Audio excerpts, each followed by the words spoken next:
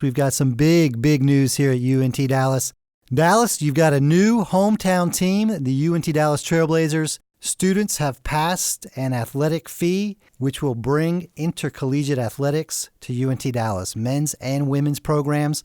We will start next fall 2020, men's and women's basketball programs. It's going to be exciting.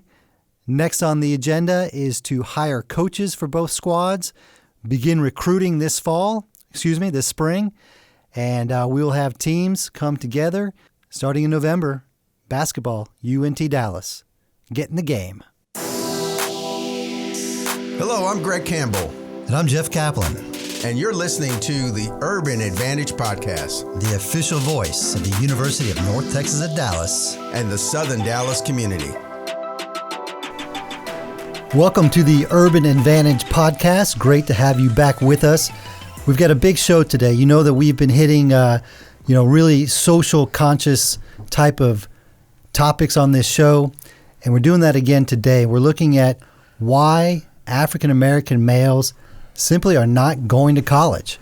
Not here at UNT Dallas, and really this is a trend nationwide. It's not a new trend, but it's an alarming trend. And it's something that we really need to talk about here in our Southern Dallas community. We've got two great guests here with us, both of whom work here at UNT Dallas. Hello, my name is Luis Franco. I'm the Director for Undergraduate Admissions here at UNT Dallas. I attended Texas A&M University Commerce for both my undergrad and graduate degrees. So happy to be here. And I am Dr. Ajamu Loving. I teach finance. I'm a finance professor here at University of North Texas, Dallas. And I attended undergrad at Morehouse College in Atlanta, Georgia. Great guest to have for this topic today, Jeff.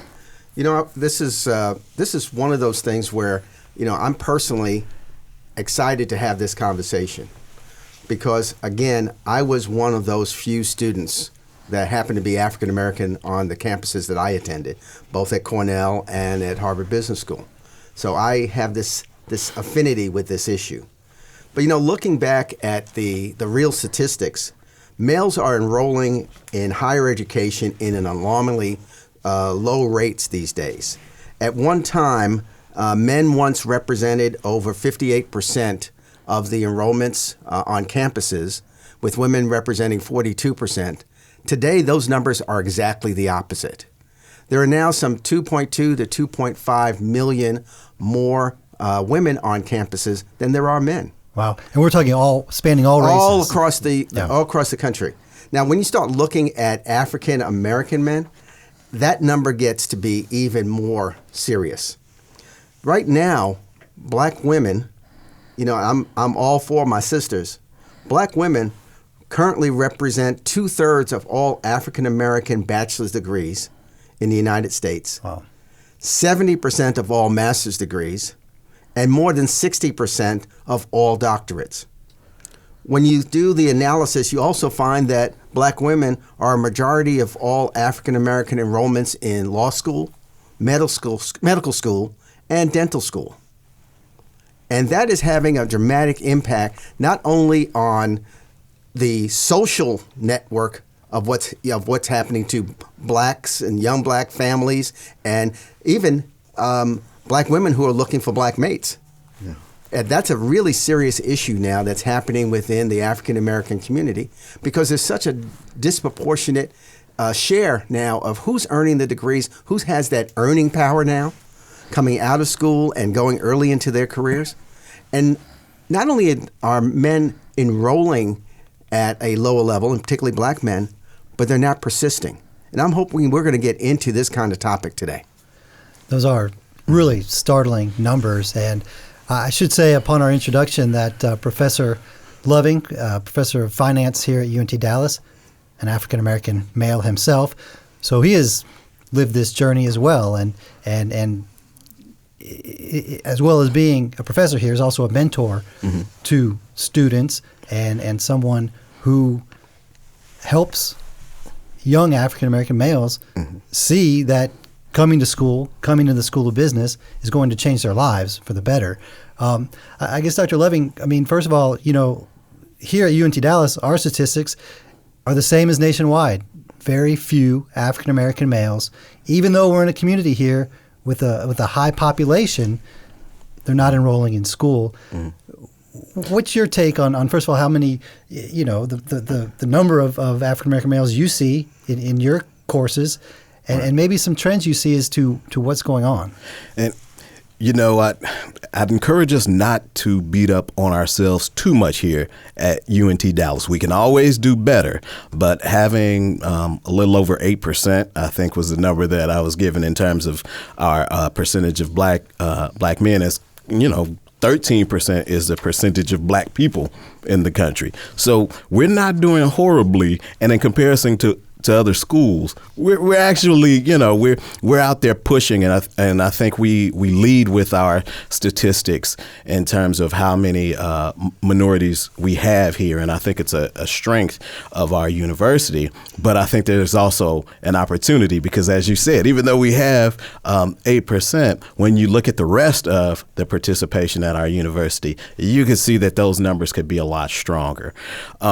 I went to your point about the presence of African Americans in school. My undergrad institution, Morehouse, is an all-male institution, and so I've seen what it's like when an institution is intentional about inviting and retaining and being serious about educating black males, and that's what Morehouse does. And I don't think most institutions have that as their central focus. We have more of a regional focus here, but because of that regional focus and the individuals who make up this region near to the university, we have by de facto sort of a thrust towards making certain that we educate African Americans and we educate Latinos because that's who's here. But we haven't, as of yet, made it our business to directly target them. Not yet, and I think we will be doing more of that going forward. But I think a lot of it is showing people that there are opportunities for you here, that you belong, and then from here the trajectory and the payoff is there. Yeah, and in fact, you're part of a campaign that is coming up that you have worked with our producer, Jared Horne here, a video series with our African-American male professors in the School of Business, talking directly to the youth in our communities. Yeah. So there have been very rare cases where I've seen a lot of progression when it comes to diversity and inclusion without direct intention and effort. And I think what's happening here is we are actually being intentional and we are actually putting forth the effort. And when you do those things, you're likely to see the results. Because at the end of the day, everyone wants to be successful, but a lot of times you aren't exposed to what success can look like for you, especially in a college or university type of environment, because traditionally people have not come to the South Dallas area and talked to these students about, hey, your future is a future that necessitates a college degree and it's going to make your life better. I don't think that's a story that's been echoed as much as it could have been in the past. Mr. Franco, what are our trends here? What type of trends have we realized in terms of recruiting and retaining African-American males? Yeah, sure. So I think, like Jeff mentioned, I think we pretty much match what we see nationally. So we do have seen a decrease in number of students who are applying to come to college from minority students, particularly African-American students, Latinx male students. I think this last fall, 2018, of our class of a little bit over 300 freshmen, 19 of them were male, African-American males. What were those numbers? 19. 19 Yep. out of 300? A little bit over 300. Yeah. Wow. Okay. Yeah. So that's just, about 5% or so of students. So we're definitely trying. I think the hard part at UNT Dallas is obviously we are limited in the number of resources we have as a small institution. So what we try to do is definitely make sure that we are where these students are. I think when we have this conversation about, the different things you guys have mentioned so far, is really understanding that a lot of this happens way before they get to the age of making the decision to come to college. As an admission person, when you're talking to high school seniors, it's sort of a two-way thing. I think one, there's obviously most of the traditional system is built in trying to get students to think early about going to college because it impacts how they format their curriculum in high school, what choices they make, their college readiness, steps that they take, the courses that they enrolled in, AP credit, dual credit, etc. So definitely getting to students earlier is one of our strategies here. So make sure that we reach them when it makes sense in regards to planning, but also acknowledging that while that is ideal, most of our students don't make it to high school graduation, right? So when we're talking about those who actually get to the college graduation part and are able to accomplish that, about 40% of those are the ones who continue on and go to college. So what happens to those who didn't even make it to college graduation, right? So on our strategists, we want to make sure that we partner not only with high schools, but also middle schools, 9th grade, 10th grade, not just look at the senior grade, to make sure that we're getting in front of those students so that they can see that college, there is a return on investment, that it is affordable, that UNT Dallas is here as an option. So all of our selling points that speak to any of our students, definitely talking to our males earlier, because we know that things such as, what am I going to make? What's the investment that I'm making? What time, away from potentially a job, because they get, they look at society in general and they see and hear messages about you don't need a college degree, you can get a good wage, you can go into a trade job. And again, not that college is for everybody. Obviously, there's some personal choices there. But I think if we're not even presenting the choices and the options and kind of educating our students, then they don't get to see kind of what those options are and see themselves in that. But so now my question is, what's the difference between African-American males and females? Why are so many females determined to go to college? Has it been through the generations that so many women are the breadwinners of their families and realizing that they need to make more bread?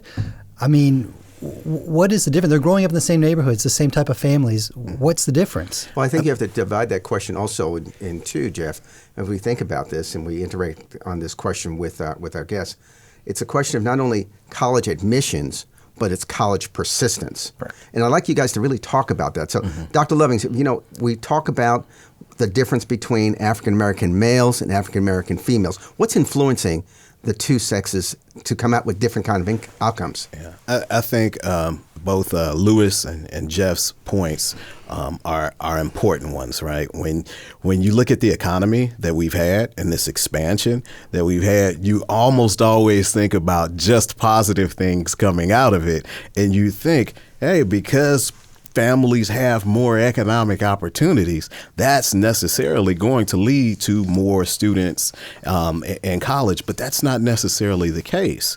The opportunity to go out and get a decent paying job at a large company straight out of high school is something that occurs a lot more frequently in a good economy. And so you have this sort of, in economics, we call it opportunity cost, right? And so for young men, a lot of times, especially when we think about trade schools, that's the opportunity cost, is going and making money much sooner, or in some cases right now, versus waiting to make what could be a lot more money over your lifetime of income.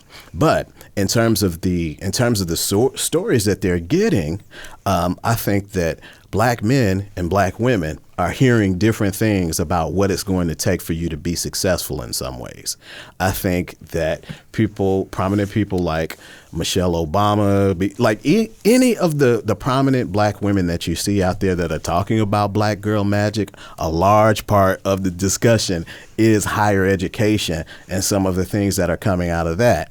And you don't hear about that as much when we're talking about successful Black men. So I think the answer to that question, at least the first part of it, in terms of whether or not they're choosing to come to college and be admitted, is it's nuanced in terms of those opportunities that exist out there, but then also in terms of the expectations, right? I think that a lot of people, when you have a young Black woman, because of the narratives that have been painted, even some of the things that have falsely been said about more Black men women being in jail than in college, which is not true. Exactly, falsely. That's right. Makes black women feel more like I am a lot more likely to be the breadwinner, and I'm going to have to take care of not just myself, but any children that I choose to have. That's going to be a responsibility that I have to have. Whether or not it is true, it's a notion that's out there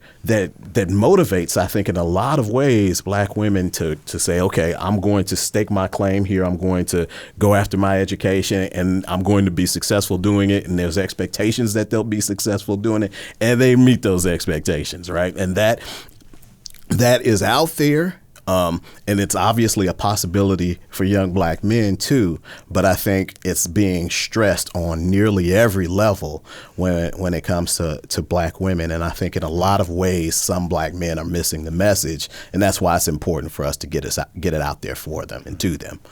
Yeah. Mr. Franco, are you hearing different things when you're interviewing black males versus black females? Well, as far as UNT Dallas, we don't necessarily have in the admission process, we don't have an interview, but just anecdotally and talking to students, talking to families, we don't necessarily hear different things. I think what Professor has mentioned is that students, the messaging that students get, and like I said earlier, it starts way earlier. I think obviously an understanding that most of our students come from a low socioeconomic area. They don't have as many advantages in high school. In the area, high schools, depending on the resources, they're not exposed to the courses, the classes they need. So that's going to impact. So if they do make it to college, these students are going to be probably more likely be taking remedial college work. They're going to be needing, financial aid. They're going to be needing scholarships. They're going to be trying to balance work and life, other circumstances, as well as going to school. So I think we see all of our students face those challenges, but I think they're a little bit more exacerbated when we talk about our males of color, because I think that there's also some other stigmas, obviously, whether we dive into that today or not. But I think, when you talk about mental health, when you talk about asking for help, when you talk about self-agency, advocacy from male student perspective, from the students that I work with, they feel like that if that's a sign of weakness, or that's a sign of against their masculinity, or that they're going to be seen as deficient if they do approach and ask for help.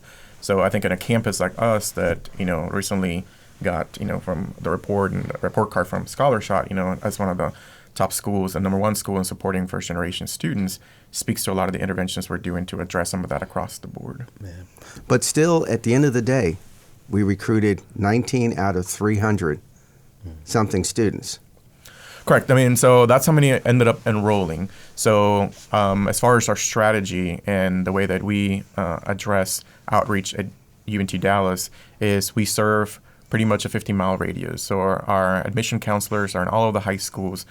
We don't give any preference, obviously, to any type of particular demographic, or we don't have, on the same token, any special initiative at UNT Dallas to target particular groups. So I think as we try to do the best we can to make things accessible and to inform parents, which are a huge impact, particularly for our populations of color. Yes, ultimately, students make choices about what they can afford, where it makes sense for them financially, based on job, the economy, other factors. And yes, we see that number either stay stagnant or not see as much growth as the other groups. But is there also something deeper at play here? Because when you look at other groups, Hispanics at this school have doubled the number of African Americans, and particularly males. Hispanic males double African American males here on campus. Many are growing up in the same economic conditions, all those same type of things. You talked about getting to young black males early.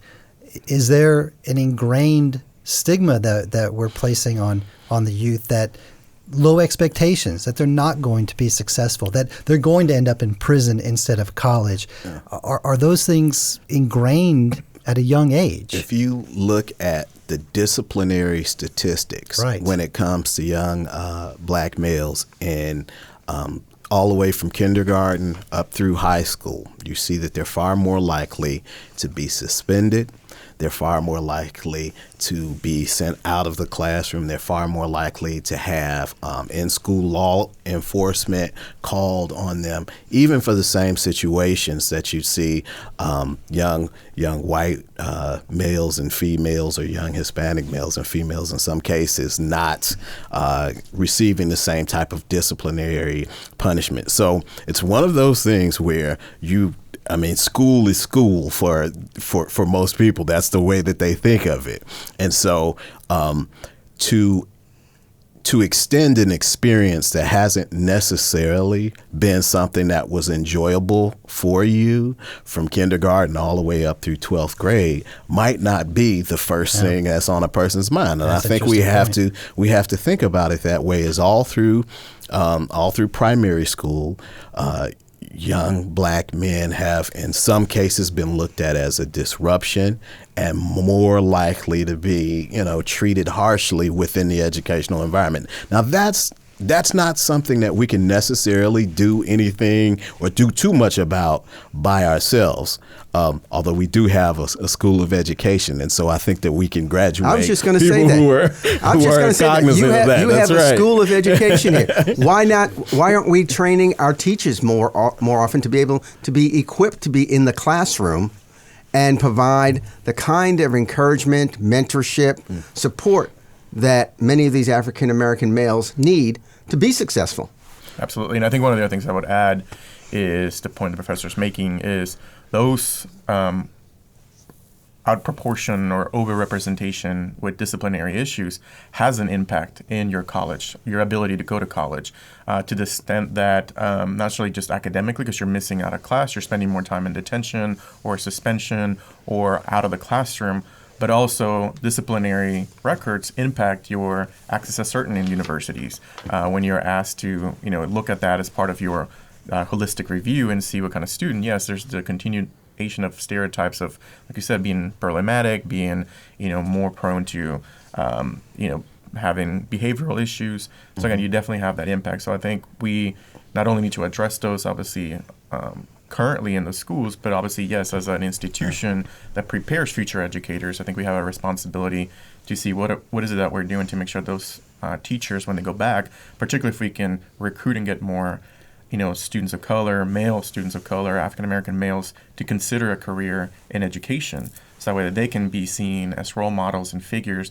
that a lot of these students are not seeing when they look up from their chair in the class. I want to give you a statistic, because this statistic shocked me.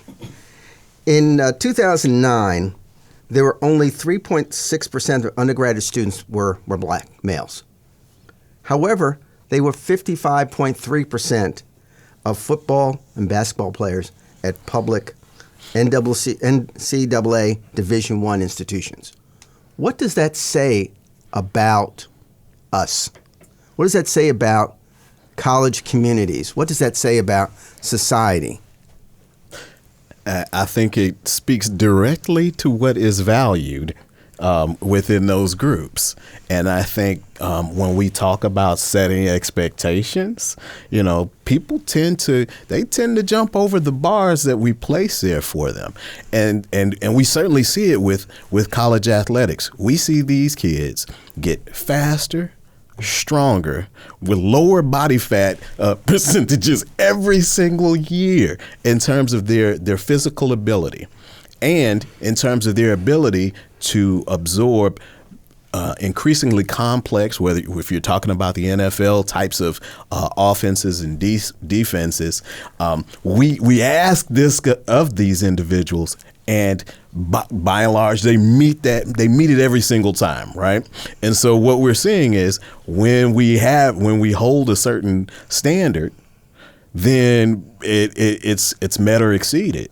And so if we did the same thing when it came to higher education and expectations for young black men as scholars and not just scholar athletes, and I'm putting my air quotes on that because they really are mostly athletes who happen to be studying too in many cases.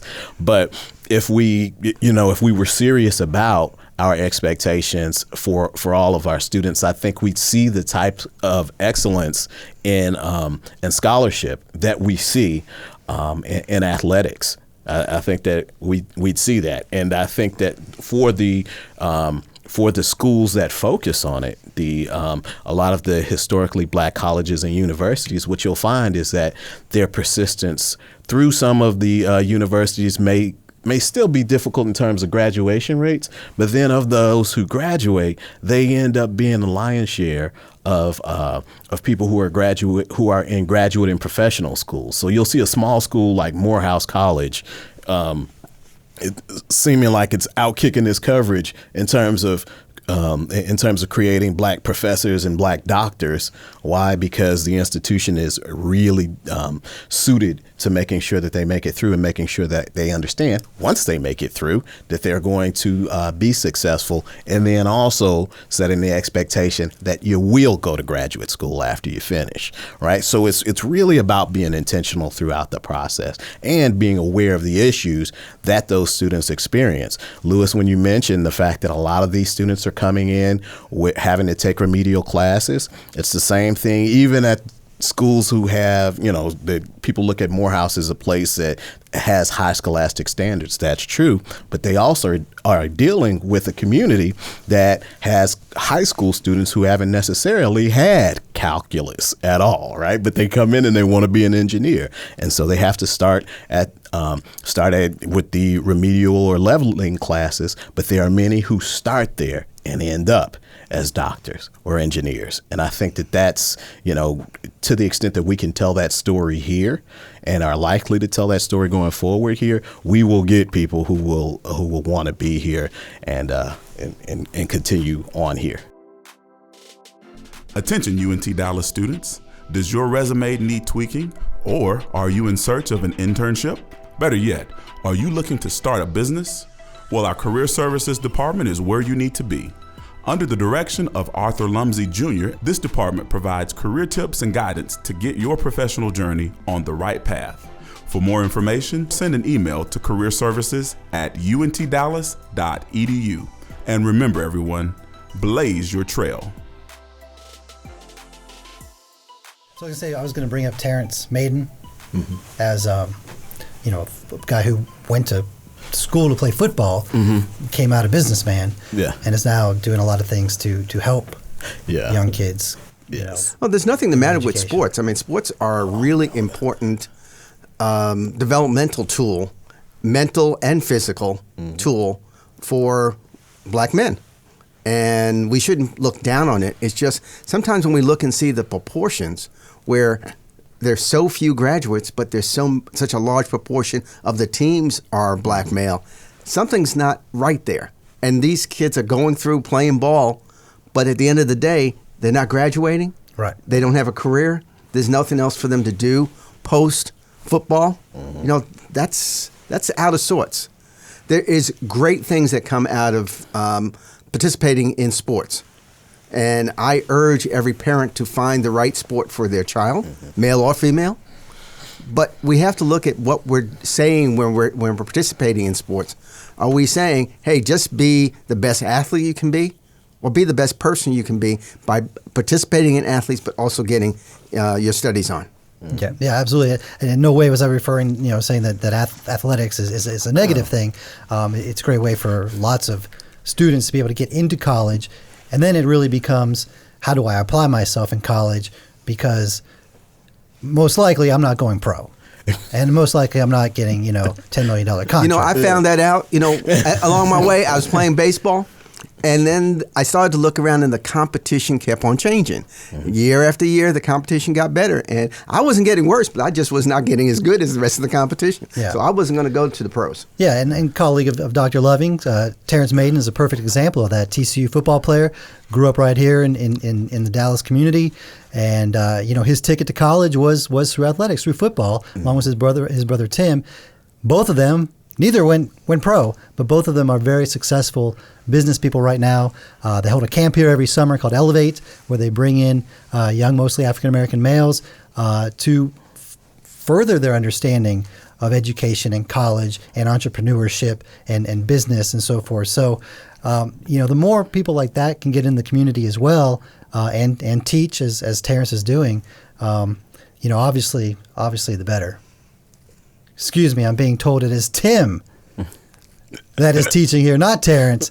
They are identical twins. So, Yeah, you there know, you go. Tim, Terrance, I apologize. It's probably not the first time. They're both doing great work, though. So, and they're both very involved in UNT Dallas. So my apologies there. But again, to get them into the community and face-to-face, I think, with young people who may not see their future in college or see beyond the next day, to be quite frank. I want to go back to something that Lewis was talking about, and that was, the problem doesn't start at college. It's not when, they walk in through our doors, and that's when the problem starts, in both with admissions and with persistence. It starts back maybe as early as elementary, middle school. I'm looking at a report here. This was a study that was done at University of Pennsylvania, and one of the conclusions that came out of that study was that in comparison to black females, black men take fewer notes in class going up through middle school. They spend less time writing papers than their female counterparts, and they do complete fewer class assignments. So this whole behavior of disengagement with academics starts at a very, very early age. And unless we're able to figure out how to address that, it's kind of hard to see how kids, black males, are going to be attracted into the college system, that process, because all those things are required to be able to be good at this thing called college. Yeah, and it's funny when you think about all of those things you just read. My mind immediately jumps to, and what happens when they aren't taking notes, and what happens when they aren't turning in assignments, and what happens when they aren't engaged. And it leads me back to, okay, who's the leader in that situation? Well, it's the educator. And so that person is obviously not saying, hey, this is something that needs to happen, or engaging the parents. I think a lot of times, especially if they've had prior disciplinary problems with the kid, as long as he shuts up, they're probably not even thinking about that young man, and that's a problem, right? Because even though he is not necessarily being a problem in the classroom, he's not getting out of the experience what he ought to be getting, right? And so that I think you hit the nail on the head. It's one of those deals where we have to be more proactive from the beginning if we're going to have expectations about people being able to succeed later, because so many of those skills that are going to be necessary to carry you through a college experience, well, that experience starts well before college. And maybe that even follows through into something else. And Luis, you can speak to this. So we have a great program here called the Dallas County Promise, and it's open to high school seniors throughout Dallas County. Free education. You fill out the promise, you make a pledge that you're going to go start at community college for free, and then you can go from there to UNT Dallas and several other institutions for free. Now, I was told this is probably, 6 months or so ago, but the trend is that black males, while they sign up for the promise, they sign up for the initial part of the pledge, they don't follow through on the next steps that you have to do in order to start college, while other groups are doing that. And so I just wonder, what's behind that? What's breaking down the engagement? Right. Yeah. Is it the fact that, they may sign up because their parents told them they have to sign up? That may be part of that process. But the disengagement is really what I'm pointing towards as to why they're not taking advantage of this fabulous program. The fact that you could go to school for free, takes away the economic issues that you may have. Which part is of the huge. economic issues, because the other part is you have friends to, Dr. Loving's point earlier is you got friends that are out there who decide, hey, I'm not going to go to college, I'm going to get a job, and they start earning money right away. So it's not just paying for school, it's what kind of money you have in your pocket. Yeah. Your friend is now driving a car, you're riding a bicycle. They're able to buy the cool clothes out there. You have your jeans on, okay? And you're making sacrifices. Even if you have your tuition and boarding covered, you're still making sacrifices to go 4 years to college while your friends are out there earning money. That's a difficult challenge. Absolutely. And I think one of the things that gets lost when we talk about Dallas Promise, and that's one of the things that they've been, when the program was kind of rolled out, they wanted to make sure that there was the two components. I think people kind of, obviously because of the financial, the scholarship, the free part, get hung up on that component of the free access, the being able to go to. But there's really the second piece, which is that support piece, right? We talked about earlier that it's not just getting them in the door, but it's also getting them through the college experience and graduated. So the persistence, the retention piece. So making sure that we put into place systems of support for these students. So if we know, and I think, beyond just the admission piece, I think as a university, as a society, whatever way you want to look at it, is if we know that we know these facts, we know that this is not something, like Jeff mentioned in the beginning, that's just suddenly happening. That's something that's been happening for a couple of decades now.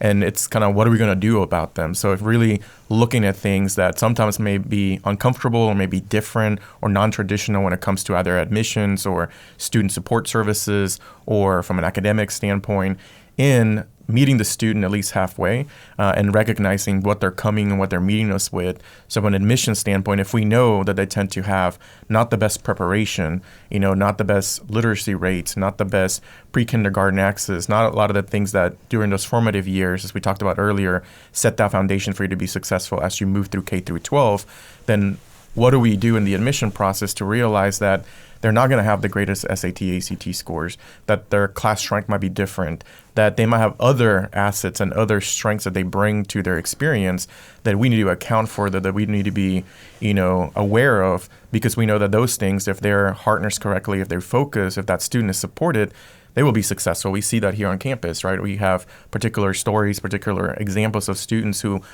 didn't think that they were going to go to college, didn't think that college was for them. They knew that the majority of their peers or their neighbors or family weren't going to college. So really everything was laid out for that to be a natural choice for them to go to work, like you say, to, even if that was seen as constructive, military, whatever it is that they might have seen as an option after high school, besides pursuing some type of post-secondary education, whether it's an associate degree, a trade, certificate or diploma, or going to pursue, a 4-year degree and continuing on, is, again, how do we make that something that those students see as it's possible for them, right? I think and not only things like seeing yourself, meaning with regards to representation and mentoring and sort of those other strategies, but then also more importantly, I think, is how do we make students see the value in doing that?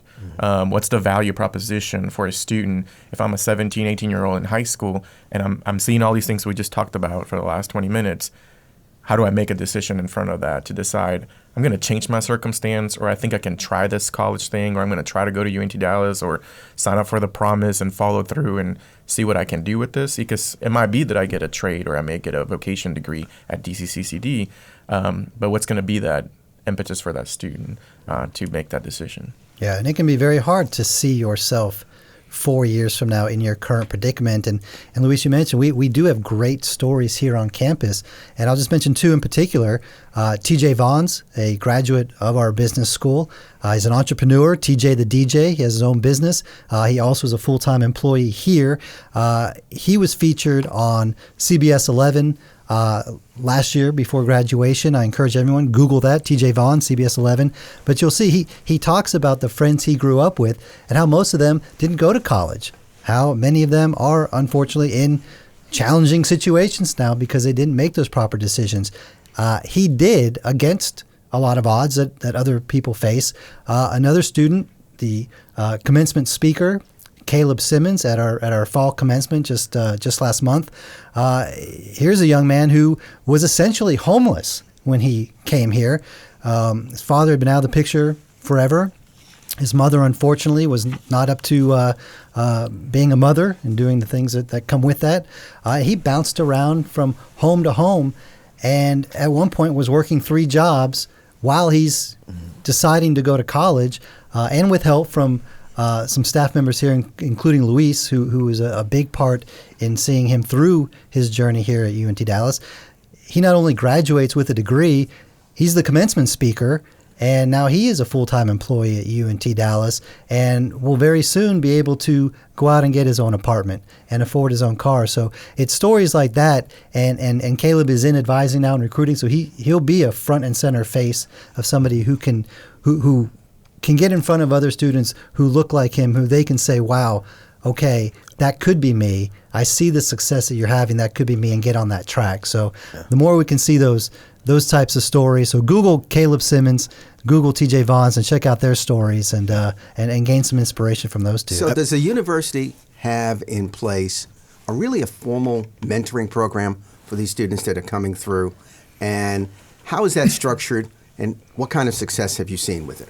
From my understanding, what I'm aware of, I don't think that we do have something that's particularly focused on male students. I don't think that we have a mentoring program per se.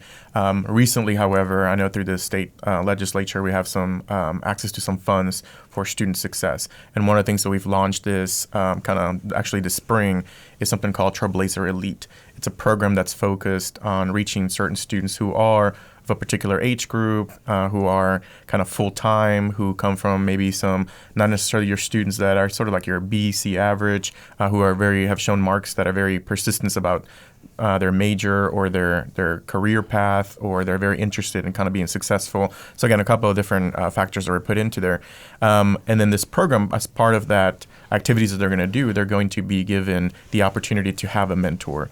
So it's composed obviously of male and females, but they're doing some work to try to reach out to some on-campus folks who can serve as a resource to them in a mentorship role, as well as external community members, business folks who want to be in that role. So again, I think there's a lot of different one-off programs or different initiatives. Such a group is working with this. You mentioned the Elevate Camp. There's different organizations that we work with, but I think we need to, and all those make a difference, right? Because it can't just be one single thing that's going to solve this. It's going to be a comprehensive approach.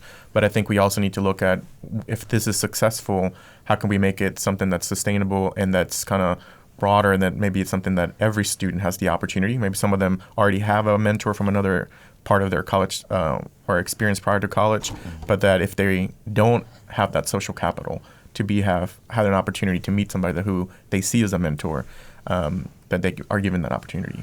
I can say that going to college myself, we had a very, very small cadre of African-American male students when I went to college. And finding that administrator or professor on campus that was really interested in me made all the difference in the world of me being able to getting over what I call the onlyness, not the loneliness, the onlyness, being the only one, only African-American male in a class, being the only African-American male in a cafeteria, being the only African-American male in other kinds of social settings. Finding and identifying and working with a real mentor on campus really helped set the direction for my college career. I want to hear a little bit, maybe Dr. Loving, how you're being a mentor on campus. Oh, well, I think that onlyness comment that you have is something that that a lot of African Americans, especially those of us who've had a lot of experience in higher ed, something that we feel. And so even though I had a lot of black brothers and sisters at Morehouse College when I started my PhD at Texas Tech, well, by the time I finished, I was the first black PhD in financial planning. So there weren't a ton of us, right? And that was even with a university that was trying to reach out through the PhD project and other things to have potential black students come there. And so having a mentor is extraordinarily important. Being a mentor is important to me. And so this is why it's important to me for all of my students, and that's of all races and backgrounds, to be on LinkedIn and Handshake, and so that we can always have a link to one another professionally, personally, that when an email is sent, I'm responsive to it, that I'm actually there for my office hours so that students can speak with me if they have an academic issue or if they have another issue. There are a lot of things that can just, that come at you when you're in this new and sort of confusing phase in your life. And I think it helps to have a person who can identify with you and help you through those situations. But I think one of the other things that helps is having an institution that's understanding and sort of creates the environment where people who want to be mentors can actually help people who feel like, hey, I understand that our students come from different backgrounds, so we want to be flexible in terms of how we offer our courses. We want to make sure that we aren't too draconian in our approaches when it comes to students who have to work or might miss a certain assignment on a certain day, and we have to accommodate them in different ways. And the nice thing that I found, especially at the School of Business, is that my colleagues we all have this understanding that, hey, our students are a bit different. We need to make certain that we can accommodate some of the fact that you have students working 3 jobs, or somebody might have to be in a place where they don't get to something as quickly as we would have liked them to. I want you here. That's my thing, is that if you got to bring your kid, bring your kid. We are actually, this is the first institution I've ever worked in where we are so responsive to the needs of our students. So we're looking at a Spark initiative, which will give people sort of financial help, financial advice, tax preparation planning, but they're looking at all of the potential needs of the people in the community, so that we're just not dealing with the deficiencies when students come in and they don't have all of the classes there. We are trying to work and be proactive in the community so that we can resolve some of those deficiencies before they get here. And I think that is a powerful thing, to be not just a mentor, but be operating in an institution that has this as one of its most important directives. Yeah, and a lot of people may think, well, that sounds great, that's talky, but there's actually now data to back that up. And Luis, you brought this up.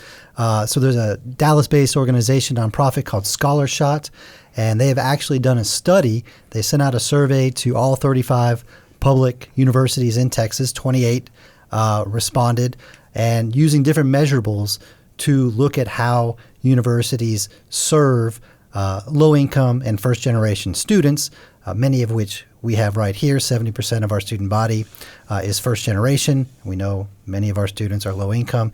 UNT Dallas came out number 1 in that survey for effectively serving first generation low income students. So there's real data to back what you're saying. It's not just words here, and that means a lot, because we are now, we are in the backyard of so many people who did not have that opportunity, just 10, 15 years ago. And it's here. People are starting to learn more and more about UNT Dallas.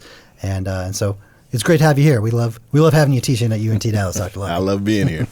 There's some data that suggests that black males, no matter what age they become enrolled, they're not persisting. So what are some of our thoughts around persistence here at UNT Dallas and the programs that we're using to maintain persistence? By persistence, I mean being able to stay here year after year and really get the degree. Yeah, absolutely. So I think definitely it starts with the first year. Black male students are more likely to drop out of their first year of college. So we know that it starts really early. So at UNT Dallas, we have some things like, for example, we have a student success seminar. We call it a UGST course. Other universities call it a freshman success seminar. So right off the bat, students are all required to be in that class.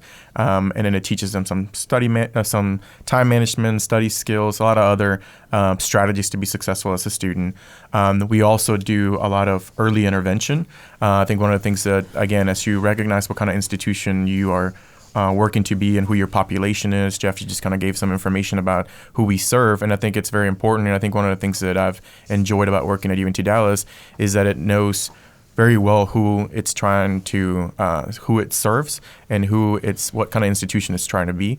And so that also then it's reflected in the programming and the support system that it puts in place. So whether it's doing early intervention programs to make sure that students have contact and access with, whether it's an academic advisor or a professor, to know when signs of struggle, when missing a textbook, when not having received their financial aid on time, to be able to buy textbooks. So again, whatever the situation might be, it's really treating each student case by case and having that case management approach. Our academic advising is structured to provide, some of that success coaching through using some peer mentors. So as soon as a student is admitted to the university, they get a phone call from a team of students who is reaching out to them to try to help them feel welcome, to help with their transition, to make sure that they've taken care of the steps, if you will, those logistical business steps about transitioning and starting at UNT Dallas. So it kind of makes that uncomfortable or kind of unknown, complex process a little bit easier, hopefully. They come to orientation. So we have a required orientation where students are onboarded and given some not only awareness about what we have to support them. We have a lot of different resources. Again, we can spend a lot of time talking about our support services, our tutoring services, our learning commons, a lot of the different things that are being done early on, so that way students feel that, again, that they can see themselves being successful. I think that as we implement these other programs that are going to seek to have these mentorship components, I definitely agree. When I went to my undergrad, there was also very few Latinx students, particularly males. And then as a Hispanic male, we face a lot of other struggles and issues and machismo and, other things, expectations. You could be working while you're inside the air conditioning, versus another family member just having to do something else. So again, a lot of different things, and finding mentors, people that look like me. And I think also recognizing for anybody that sees themselves as somebody that can pay it back or forward, whichever way you want to look at it, and helping a student, is recognizing that there are many times other unofficial ways to be a mentor or be of impact in a student's life, and it doesn't have to be that you are a formal mentor. I think a supervisor on campus being aware, like you mentioned about as a professor being aware in class, as a supervisor on campus being aware that their first task is obviously being a student, is being flexible when they ask for time off, when they're trying to study and go to work. Again, so just kind of being really understanding who our students are and what their needs are. I think being a small institution, we're able to do that at a scale that perhaps other campuses or other universities can't. And I've just been very privileged to work with a lot of our students here on campus and being able to see how some of these strategies are making a difference. Louis, could you speak a little bit to how the university tries to engage, even beyond the student, the parents? Because, where it begins, I know for me personally, where it began was, it was not something that I was going to choose to go to college. That was an expectation. You were going to college. Even though my parents didn't go to college, I was going to college. My other two brothers were going to college. We all three were going to college. It didn't matter what what you wanted to come up with. You were going to go to college. And how do we educate parents about college if they've not been?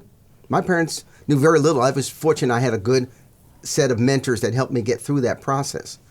But how do you work with parents who may not understand the whole process of college, understand the payment process, the financial aid, the 4-year versus 2-year, all the various dynamics of college, and can help navigate that for their children? Yeah, absolutely. Helping parents is something that's definitely impactful, and we use the term obviously parent, but any family member, any support system that the student has, because we also have to understand in serving the populations that we serve that that's not a traditional mom and dad, or that they're going to have a parent. You gave the example of Caleb and kind of how his parental situation was, but just understanding that whoever is there that's going to be supportive of the student, whether it's a high school counselor, a teacher, a coach, a church person, that they're all as much as we can, make them aware of that process. Going to college is not easy, right? Unfortunately, and coming from the admission side, I can attest to that. We sometimes seems to be put more barriers that sometimes we think they're going to make things easier or going to be helpful for us, but in the end, particularly to the populations that we're trying to reach, end up being something that perhaps intimidates or makes the process more complex, or we make it even harder, whether it's the federal financial aid process and the forms of ask, the verification process. And again, we can spend probably another podcast on just that, talking about how we pretty much are asking a student who is low income to continue to prove that they're low income and turn in more documents to do that. So again, whether at UNT Dallas, obviously knowing our population, we try to offer programming for parents, whether it is FAFSA nights where parents can bring their documents with students and sit down in our computer labs, or we go to some of the high schools we partner with through the Dallas County Promise and sponsor some nights where we are just sitting down, and whether you're coming to UNT Dallas or not, we help you complete the financial aid process, which we know is very key and important because that affordability and being able to pay for college and be comfortable in what your plan's going to be to do that is key to them making that decision. We also do presentations that are bilingual, because I think that a lot of our students, if their parent or family member speaks Spanish or just has been first generation or new perhaps to the education system in the United States, even if they have some sort of education from their home country, then again, kind of how do we demystify and kind of explain some of the process that are impacted in the admissions and in any of the other pieces of the enrollment process. Next month, February 4th, we're going to be at Mercado 369, which is a local business in Oak Cliff, hosting an information session, right? So we're going to the community, even though that's only like 10 minutes away from campus. So you could easily say, hey, they should come on campus. We're going to go to that community and be able to offer that program and make sure that parents that feel comfortable, because I think sometimes they don't see stepping on a college campus something that's a place for them, right? They feel like, I can't go to that meeting, or I can't go to that orientation. Do I have what I'm supposed to wear? I don't know the questions I'm going to ask. Who's going to be able to help me? So again, we try to make sure that all of our information, our documents, our process, we try to make sure that we address some of the concerns that we already know some of these parents are going to have, and to make it as easier as we can. I think ultimately, too, understanding that parents, regardless of the ethnicity of the student, are a partner with us. And if we don't see them as partner, I think a lot of times, and I think universities are changing, obviously there's some regulations like FERPA and privacy and things that kind of outline our relationship. But I think a lot of times, particularly these younger generations and the parents, when we talk about, Gen X students and millennials, et cetera, their parents are a little bit more involved than perhaps parents before used to be. And then you do have this misconception or stereotype of the helicopter parent or now the bulldozer parent that are going to come and try to get everything done. And some of our students perhaps don't have that type of parent. We want to make sure that we also don't see them as somebody that's in the way or that's counter to what we're trying to do, but how do we leverage whoever that support system is, whether it's a parent, a grandma, a step aunt, or, a godparent, to make sure that they're, as much as we can, inform them of the resources and how they can support their student, because sometimes they're the ones that have the relationship. When the student starts feeling like they're going to drop out or they can't do this anymore, they're going to go to them, and we want them to know, have you talked to Mr. Franco? Have you gone and talked to your academic advisor? Have you talked to this office on campus, to your professor? So again, we want to make sure that we bring everybody into that experience, not just the student. This has been a fantastic discussion. We're not going to solve this problem today, but we are getting the information out. Jeff? Well, I was just going to say, too, that the opportunities here at UNT Dallas go even just beyond getting an education. I mean, we're sitting here in southern Dallas, and you look around, there's so much undeveloped. We have a program in the School of Education. Teachers commit, or aspiring teachers commit, to go back to their communities or in these financially disadvantaged communities and teach in those areas. Think of the School of Business turning out entrepreneurs, business people that can start businesses around campus here, restaurants, hotels, you name it, all kinds of stuff. I mean, it is so underdeveloped here that there's so much within the grasp of the young people who are here. If they're able to see that, get here, get a degree, and go out. I mean, who knows what this area could look like in 20 years? It's just untapped, untapped opportunity out there. And so anyway, it's great discussion. Dr. Loving, thank you so much for being here. Luis Franco, thank you. And Greg, my co-host, thank you for being here as always. It's always a pleasure to be here at the Urban Advantage. The Urban Advantage podcast is a production of UNT Dallas and recorded on campus in Southern Oak Cliff. Our hosts are Jeff Kaplan and Greg Campbell. Our production team is Jared Horne, Shania Anderson, and the voice talents of Dean Boyd.